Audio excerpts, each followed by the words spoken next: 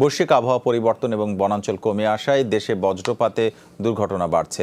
সিরাজগঞ্জে গেল সপ্তাহে মারা গেছেন ১৯ জন, আহত হয়েছেন অনেকেই। সংশ্লিষ্টরা বলছেন, দুর্ঘটনা কমাতে প্রয়োজন সচেতনতামূলক কার্যক্রম।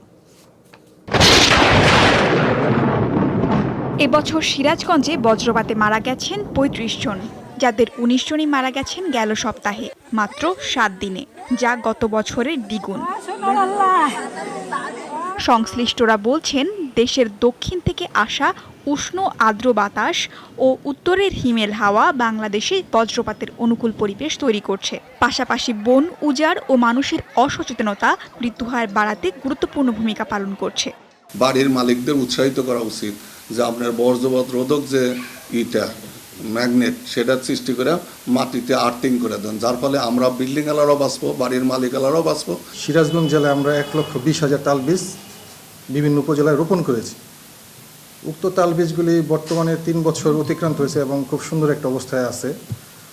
আগামী ৮ থেকে ১০ বছর পরে এগুলি খুব ভালো একটা উচ্চতায় চলে যাবে। প্রত্যেকে আসলে ওই জায়গা থেকে সচেতন হতে হবে যে যেন আমি বজ্রপাতের সময় যেন আমি বাড়ির বাইরে না যাই।